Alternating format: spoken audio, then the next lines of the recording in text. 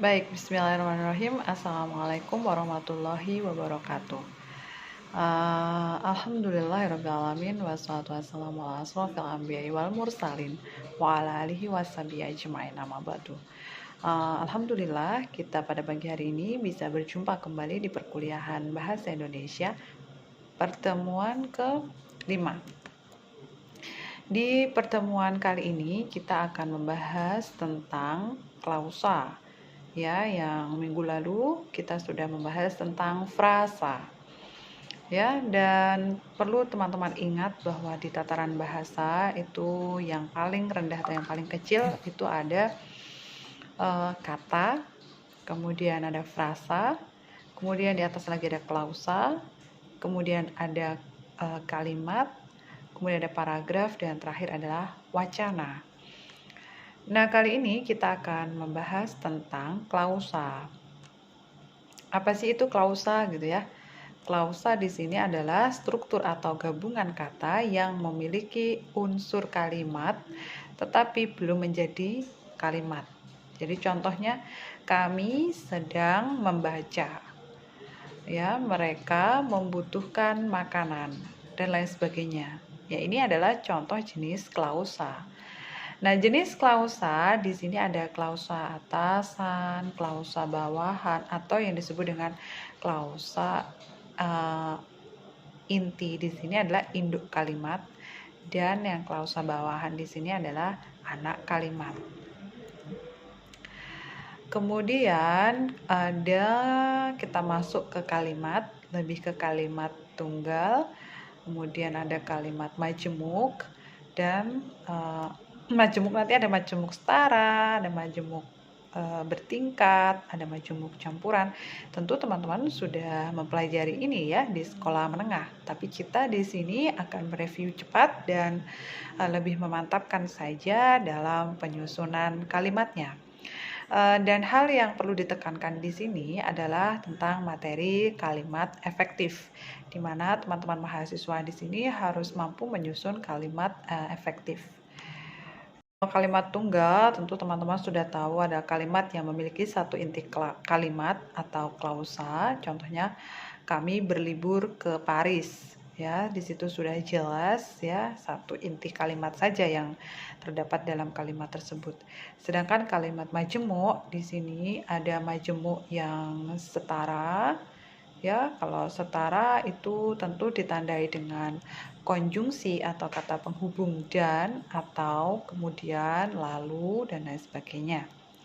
Sedangkan di kalimat majemuk bertingkat di sini di kalimat majemuk bertingkat ini contohnya adalah pemuda yang duduk di dekat pohon itu akan menyeberang dan membeli makanan ringan. Ya, jadi di situ ada beberapa konjungsi. Nah, seperti itu. Ada satu konjungsi ya. Pemuda yang duduk di dekat pohon itu akan menyeberang dan membeli makanan ringan. Berarti di sini ada satu konjungsi ya. Kemudian petani itu membajak sawah dengan alat tradisional yang dibantu oleh kerbau. Ya, baik teman-teman. Berikutnya kalimat majemuk campuran. Di kalimat majemuk campuran ini tentu tidak hanya satu konjungsi yang masuk di dalam satu kalimat tersebut, sehingga kalimatnya biasanya ciri-cirinya lebih panjang dibandingkan kalimat majemuk yang setara. Nah, kalimat majemuk campuran ini biasanya ada dua konjungsi gitu ya. Jadi contohnya, mereka membawa surat dan mereka membawa hadiah ketika kami sedang rapat membahas lomba futsal di kampus.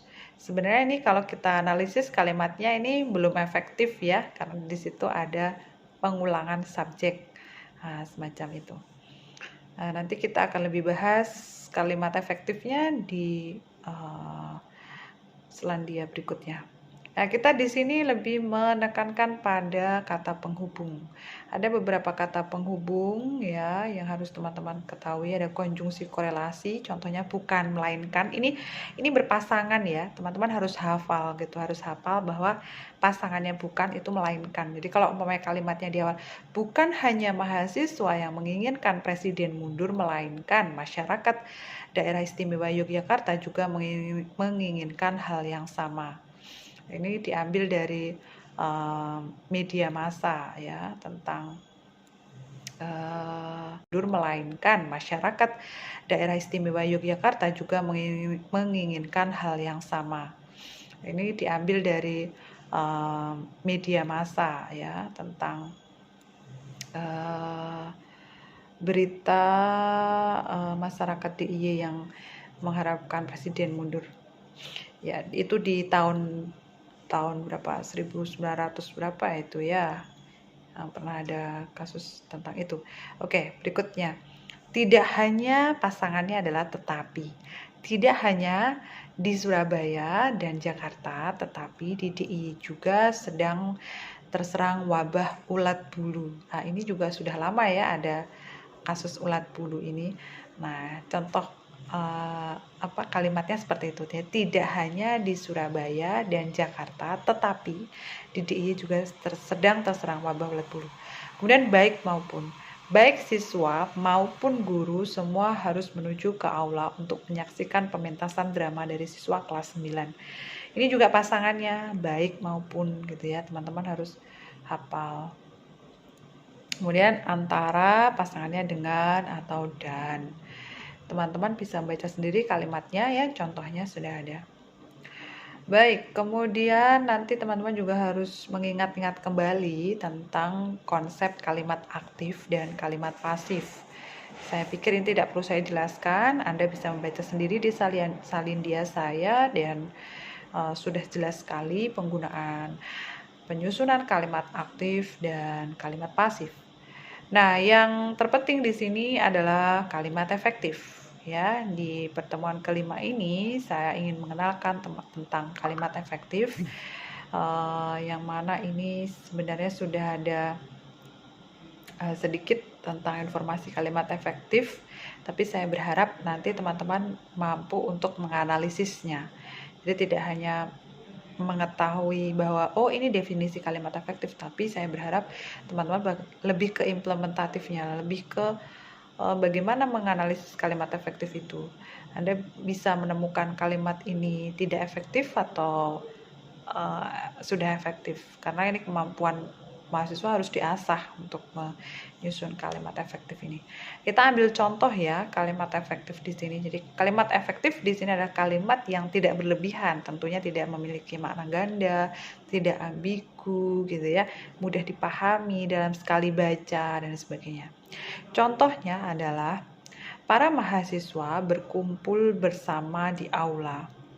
Bukan kalimat ini tidak efektif atau sudah efektif, karena ini kemampuan mahasiswa harus diasah untuk menyusun kalimat efektif ini. Kita ambil contoh ya kalimat efektif di sini. Jadi kalimat efektif di sini adalah kalimat yang tidak berlebihan, tentunya tidak memiliki makna ganda, tidak ambigu gitu ya, mudah dipahami dalam sekali baca dan sebagainya. Contohnya adalah para mahasiswa berkumpul bersama di aula. Kalimat ini menurut teman-teman efektif atau tidak? Tentu sudah terlihat bahwa kalimat itu tidak efektif ya, karena di situ ada contoh para mahasiswa berkumpul bersama. Nah, sudah ada berkumpul tapi ada bersama lagi ya kan. Kalau sudah ada berkumpul ya tentu tidak perlu menggunakan kata bersama kan begitu. Sehingga kalimat yang efektif menjadi para mahasiswa berkumpul di aula. Ini adalah contoh kalimat yang sudah diperbaiki yang lebih efektif. Nah, kira-kira seperti itu teman-teman. Sehingga nanti teman-teman saya harap mampu menganalisis semacam itu dari artikel jurnal ya. Jadi teman-teman bisa menganalisis dari artikel jurnal untuk mengetahui kalimat efektifnya seperti apa. Seperti itu teman-teman. Terima kasih atas perhatiannya, dan tugasnya adalah silahkan Anda artikel artikel dari jurnal itu analisis ya. Tentunya dengan judul yang berbeda dari yang tugas-tugas sebelumnya. Silakan Anda baca, kemudian Anda analisis penggunaan kalimat efektif dari artikel tersebut. Apabila masih ditemukan banyak kalimat yang tidak efektif, silakan Anda sampaikan perbaikannya, kalimat efektifnya menjadi seperti apa dan alasannya apa. Silakan dikerjakan dan dikumpulkan seperti biasanya. Apabila masih ada hal-hal yang belum paham atau ingin ditanyakan, setelah ini Anda bisa menanyakannya di grup WhatsApp. Terima kasih atas perhatiannya, ada kurang lebihnya saya mohon maaf. Semoga bermanfaat. Selamat belajar. Akhir kalam, wassalamualaikum warahmatullahi wabarakatuh.